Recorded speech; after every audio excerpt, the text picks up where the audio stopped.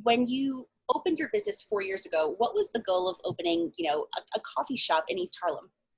Really was to create a space for the community to get together. I found a lot of coffee shops in New York and beyond in my research and development to be very transactional, very grab and go, and couple minutes of a chat. And there are some places in New York that have the flexibility and location of or real estate of having a large space. But for us, that was important in East Harlem to be able to do that, so we can have events and allow people to hang out and sit there and chat, because there really wasn't anything like that in the neighborhood. We're 5-10 block radius, one of the only places that have seats. Mid-March, all businesses across the city, unless they were essential, were closed down. Now, were you guys technically an essential business? Yes, we are.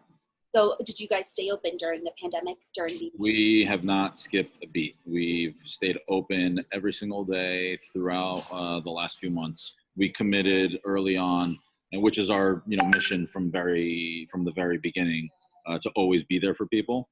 And so we've not closed, thankfully, and the community has been very grateful and has supported us throughout this last few months. I want to talk a little bit about the precautions that you yourself have put in place to keep both you and your staff members and employees safe. I mean, the pandemic wasn't anything that anybody expected, but I think safety for small business owners is such a priority for their employees, and I'd love to hear more about what you've done.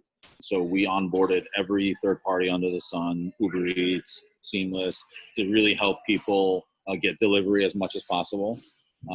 We also optimized our online ordering platforms very quickly. Our whole team put all their energy and focus into making the online ordering platform easy to use, which mitigated a lot of the contact. We worked really hard to optimize everything and really give our guests and our regulars opportunity to mitigate as much of the contact as possible. Speaking of keeping, your team and your community safe, it sounds like from your website, I was taking a look, it sounds like you guys are doing some pretty innovative things for the community in terms of giving back to the frontline heroes.